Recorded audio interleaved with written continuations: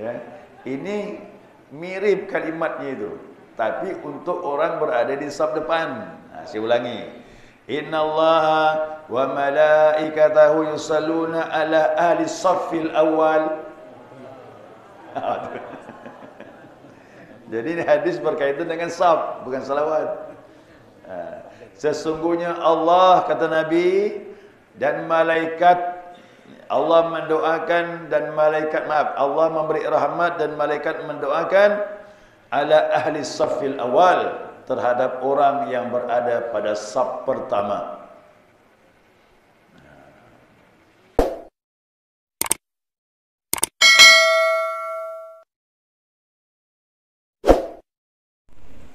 Bismillahirrahmanirrahim. Alhamdulillah wasil asra wa tariyakil aghayr bidah ibadil yasar sayyidina wa maulana Muhammadin al-Mukhtar wa alihi al-athhar wa ashabil akhyar adada ni'amillahi wa ibdalih. Subhanaka la ilma lana illa ma 'allamtana innaka antal alimul hakim. Allahumma dzakirna ma nasina wa 'allimna ma jahilna wa la hawla wa la quwwata illa billahil 'aliyyil 'azim. Qala musannif rahimahullahu ta'ala wa nafa'ana bi'ulumihi fid dharain amin. Jamaah saudara rahimakumullah, assalamu alaikum warahmatullahi wabarakatuh. Alhamdulillah, senantiasa kita mengaturkan pujian dan syukur kita kepada Allah atas limpahan rahmah hidayahnya. Subuh ini kita dapat melanjutkan mudzakarah kita, kajian kita, panduan kitab Bulughul Maram. Hadis selanjutnya yang berhubungan dengan salat berjamaah. An Abi Sa'id Al-Khudri, An Abi Sa'id Al-Khudri radhiyallahu anhu, dari Abi Sa'id Al-Khudri, Allah ridha kepadanya, anna Rasulullah sallallahu alaihi wasallam ra'a fi ashabihi ta'akhuran. Sesungguhnya Rasulullah melihat sahabatnya mundur ke belakang. Nabi melihat sahabatnya mundur ke belakang dalam salat berjamaah itu. Dikatakan kanahum ta'akharu minal qurbi minhu sallallahu alaihi wasallam. Maknanya di sini mereka mundur dari mendekati, dari mendekati Rasulullah, atau mereka menjauh dari Rasulullah. Tak tahu apa sebab mereka mundur, mungkin segan dan sebagainya. Nah, kemudian faqala, Nabi SAW bersabda kepada yang mundur itu, taqaddamu fa'tammu bi. Kata Nabi, majulah, ikuti aku. Majulah ke saf ke depan dan ikuti aku. Waliyatamma bikum man ba'dakum. Kemudian Nabi mengatakan, hendaklah kalian mengikuti,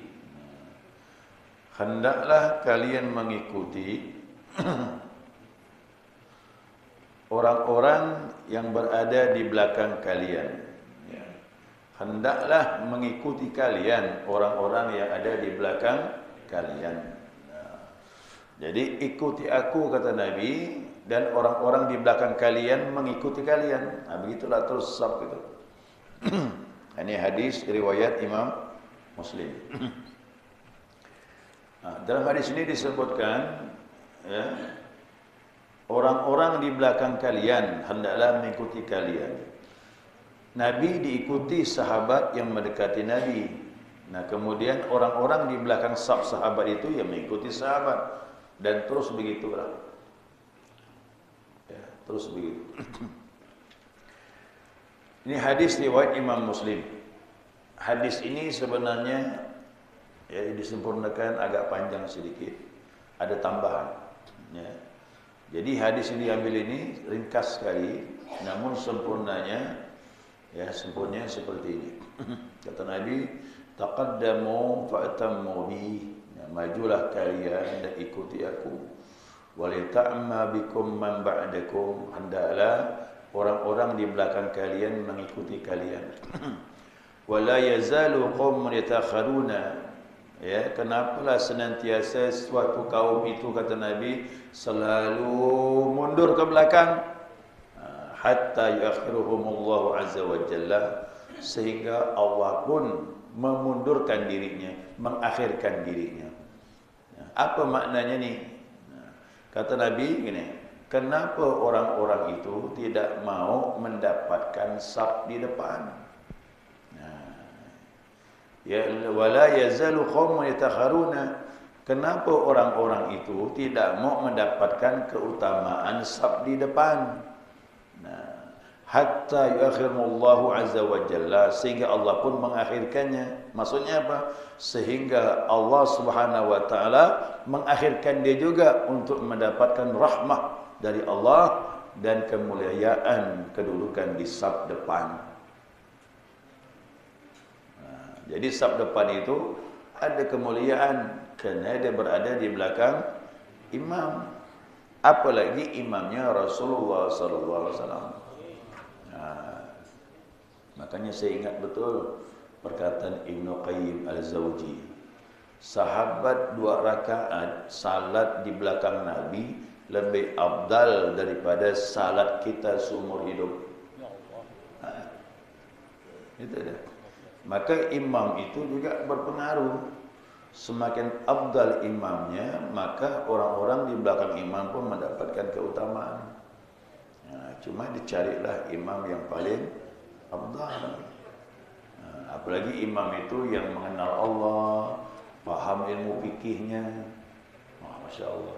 Ya, dahulukan qiraat, kemudian pemahaman agamanya. Itu lebih baik. Makanya jadi imam itu selektif, pilih-pilih lah. Ya, pilih-pilih.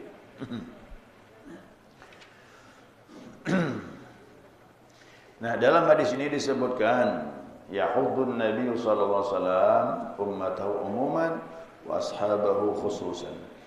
Jadi Nabi menganjurkan ini dalam masalah ini terhadap umatnya secara umum kepada kita ini. Secara umum Nabi sebutkan siapapun kita ini ikutlah aturan ini.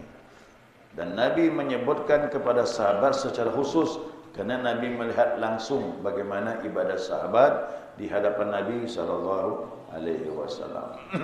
Ya. Maka Nabi menganjurkan melazimkan hendaklah kalian mendapatkan saf di depan. Kerana saf di depan ini dekat dengan imam, apalagi dulu. Dulu jelas ya dia dekat dengan imam. Yang kedua wasima'i tilawati, dapat mendengar bacaan imam. Dulu kan gitu. Mana ada mikrofon? Sound system belum. Dekat dengan imam, dekat. Kemudian menyimaknya pun jelas. Zaman Nabi itu kan saf panjang, belasan saf dan sebagainya. Coba kalau imam suara pas-pasan, suaranya tak mungkin, sedang-sedang saja. Mungkin saf 10, 11, 12 belakang tak kedengaran. Makanya pahala di depan itu beda. Zaman dulu kan begitu. Nah, sekarang ini alhamdulillah ada sound system ni. Saf berapa pun di belakang kedengaran, termasuklah di Masjidil Haram tu. Sampai di hotel pun jelas gitu. Suara imam tu. Nah, untuk masalah mendengar tak masalah, cuma mendekati imam itu saja. Ya, mendekati imam kita tak dapat. Nah, dulu ya mendengar jelas dan kemudian mendekati imam. Nah, ini dihadapkan salat seperti ini dipersembahkan untuk Allah Subhanahu wa taala bagi orang yang salat berdasarkan hadis. Nah, mana hadisnya? Nah, ini dia.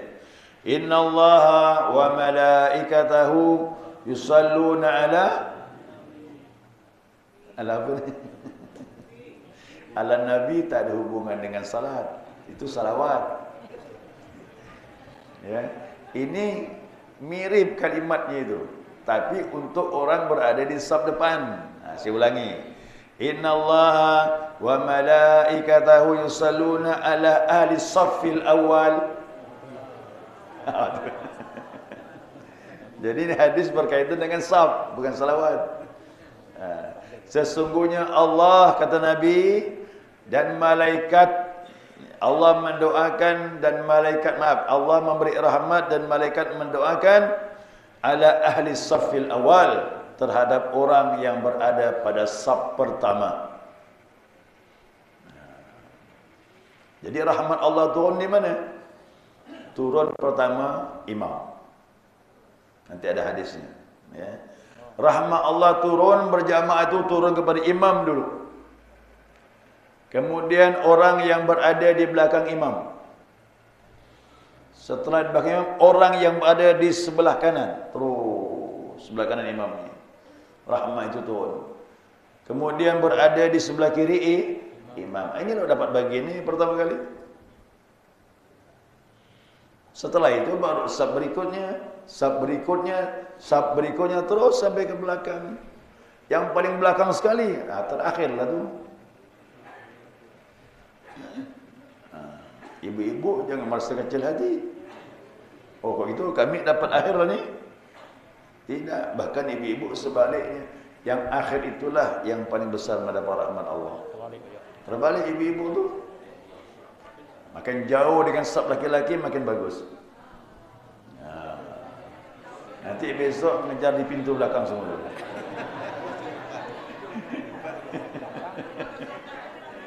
Nanti kosong di depan.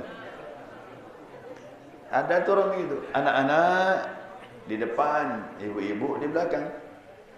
Anak-anak perempuan di depan, ibu-ibu di belakang. Kalau laki-laki kebalikan. Orang tua di depan, anak-anak gitu dia. Ya.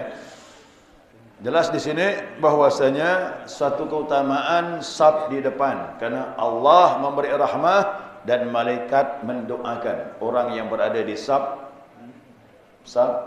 depan. Maka aturannya, ini aturan berjamaah imam ini berdasarkan urutan rahmah itu turun. Imam, belakang imam, terus ke kanan. Kemudian baru ke kiri. Setelah itu, saf kedua di belakang imam, terus ke kanan, terus ke kiri. Kemudian lagi saf yang ketiga di belakang imam, terus ke kanan, terus ke kiri. Nah, beginilah membentuk saf. Ya, begini. Maka disebutkan daripada saf di sebelah kiri imam, walaupun sebelah kiri imam dekat dengan imam.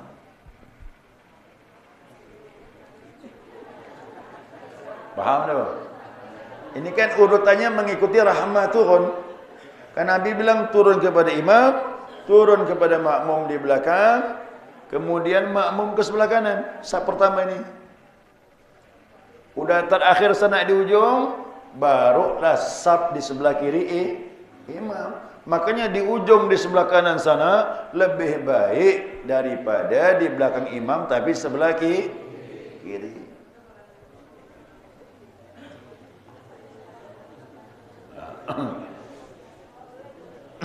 Nah, kemudian di ujung sebelah kiri ya tentulah lebih baik daripada saf kedua walaupun di belakang imam. Nah, begitu seterusnya. Ya. Ingat nih, siapa yang duluan dia lah yang dapat. Jangan lo penuh sebelah kanan sebelah kiri kosong. Nah, itu kan ikat aturan tu kan begitu. Ya. Nah, kalau seandainya membentuk saf, membentuk saf ni saf pertama udah penuh nih. Udah penuh, datanglah makmum yang baru. Ingat, mulai dari mana? Di belakang imam saf kedua, jangan ngambil di ujung sebelah kiri sana. Sebelah kanan atau sebelah kiri. Keliru. Ya, langsung ngambil di belakang imam untuk membentuk saf yang kedua. Begitu aturannya. Makanya kadang-kadang saya bingung. Saya pun pernah terlambat juga. Masuklah ke masjid ini. Saf pertama penuh. Jamaah baru bentuk saf yang kedua, ngambil di ujung sebelah kanan. Kalau kita membuat di belakang imam, pisahlah tu jauh tu. Jadi tolong bentuk saf yang kedua mulai dari belakang imam terus ke kanan, dah penuh baru ke kiri. Boleh juga isi belakang imam, datang berikutnya sebelah kanan, datang berikutnya sebelah kiri pun boleh juga supaya seimbang. Silakan, tidak masalah.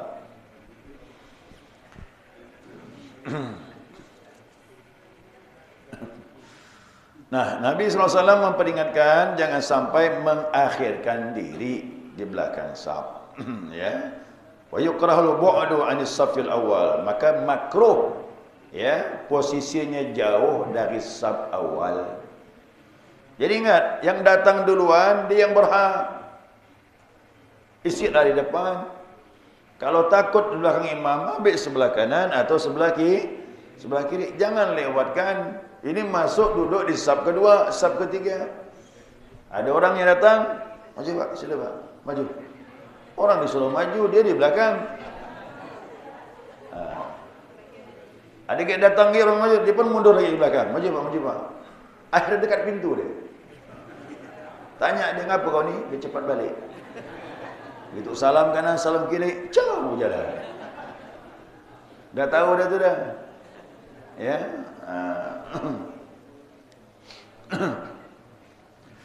Jadi jelas aturannya seperti itu. Ya, seperti itu. Nah, kemudian Nabi SAW mengulang-ulang mementapkan bahwasanya ya, setiap saf itu mengikuti daripada saf sebelumnya di depan. Kemudian saf berikutnya mengikuti saf di depan. Ya. Selama tidak ada mubaligh. Ingat mubaligh. Siapa mubaligh? Yang mengeraskan suara itu. Kalau jamaahnya ramai, ada mubaligh. Ya. Begitu imam mengatakan Allahu Akbar, Allahu Akbar, itu mubaligh nama itu. Sami Allahu liman hamidah, kata imam. Mubaligh, Rabbana lakal hamd. Itu mubaligh. Dia mengeraskan suara supaya yang paling terakhir pun mendengar. Nah, kalau tak diperlukan mubaligh, ingat mubaligh itu diperlukan selama makmum tadi kurang mendengar suara imam. Kalau makmum walaupun yang terakhir di belakang masih mendengar suara imam, mubaligh tak diperlukan. Apalagi sekarang pakai ini. So sistem ini, Masya Allah, sampai keluar pun kedengaran. Kemarin ada yang ngomong di belakang waktu acara maulid itu. Masya Allah, so sistemnya kata dia. Kami di teras Jawa pun jelas orang ceramah ini. Bagus betul lah ini. Tanya siapa teknisnya. Pinjam teknisnya. Kok ada acara macam itu yang seperti bagus. Memang kalau ya sekarang kan teknologi. Ya, khutbah Jumat, acara Maulid, Isra Mi'raj. Itu penyampaiannya kalau sistemnya bagus tuh yang ngomong pun enak. Ya, enak yang ngomong. Tapi kalau kena sistemnya bermasalah, tak bisa ngangkat suaranya, akhirnya ceramahnya tinggi suara. Inilah akibatnya serak-serak sini. Suara kita pun bermasalah jadi karena diangkat suara itu. Karena kita ngomong tuh maunya orang belakang pun dengar. Tapi kalau sound sistemnya bagus, insyaallah itu lebih memudahkan. Jadi sound sistem ini ya besar manfaatnya untuk sekarang ini. Karena jamaah itu biasanya kalau acara maulid, acara tabligh akbar itu bisa ribuan sekarang. Ya bisa ribuan. Dulu masih ingat saya itu di Monas itu acara Maulid Habib Mundir almarhum itu, Masya Allah jutaan, ya, bisa 1 juta lebih, Masya Allah manusia ramai. Apalagi yang kemarin itu salat Jumat waktu 212 itu manusia hampir 7 juta. Itu sistem itu pun tak terjangkau dari belakang. Sepanjang jalan. Jadi memang sistem ini sekarang sangat diperlukan kalau untuk dakwah, karena jamaah tu bisa ramai. Ya. Nah, kalau ada suara seperti ini jelas dari imam, maka mubaligh tak diperlukan. Ya, mubaligh tidak diperlukan. Nah, kemudian ya, kesimpulan dari hadis ini adalah kata ulama, yang pertama, dianjurkan untuk mengambil saf di depan. Ya, makruh kita membelakangkan diri selama kita ada kesempatan maju ke depan. Kalau di depan kosong, isi. Makruh kita membiarkan duduk di saf 3 dulu. Depan kosong nih, orang datang isi ke depan, orang datang isi ke depan, dia di saf ketiga terus sampai selesai. Sering tak begini? Paling sering lah ni. Setiap Jumat tu selalu diingatkan. Jumat tu selalu diingatkan. Tolong jamaah isi saf di depan. Tak mau. Ya, tak mau. Allah bilang wa ta'awanu 'alal birri wat taqwa. Berlomba-lomba dalam kebaikan dan ketakwaan. Nabi saf di depan tu kita berlomba-lomba dalam kebaikan dan ketakwaan.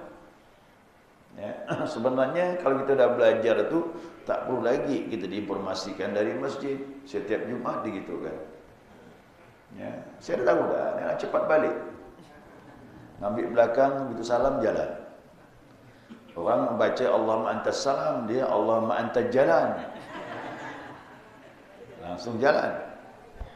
Ya, kadang-kadang bingung. Seolah-olah hadis Nabi ini angin lalu saja. Ya kan, kita tak indahkan. Padahal Nabi ini maaf ngomong begini ini dengan izin Allah Subhanahu wa taala supaya kita mendapatkan keutamaan. Nah, itu tujuan daripada ucapan Rasulullah. Kemudian yang kedua, dari hadis ini diperbolehkan mengikuti makmum yang ada depan kita. Ya, kalau kita tidak berada di belakang imam. Dulu kan begitu. Sound system tidak ada. Bagaimana patokannya? Nah, makmum di belakang mengikuti makmum di depannya. Apa sebab? Karena tidak melihat imam jauh. Nah, patokannya ya ikut makmum di depan. Maka jangan heran kalau imam sudah ruku, ini saf di belakang, saf 15, 16. Kalau berjamaah panjang, apalagi dulu salat Idul Fitri di lapangan. Mana lebih jelas suara ini? Di masjid atau di lapangan? Di masjid. Makanya di lapangan itu kalau berjamaah tanpa sound system, suara pas-pasan, ya, saf ke-10, 12, 13, tak kedengaran lagi. Maka patokan makmumnya ikut gerakan saja. Nah, maka gerakannya kadang-kadang tidak sama. Dulu kan begitu. Imam ruku, makmum di belakang ruku. Tapi makmum di belakang sekali, saf 12, belum ruku. Karena ada patokannya di depan. Nah, tapi alhamdulillah sound system dan jangkau semua. Allahu Akbar, dah serempak semua ruku setelah imam.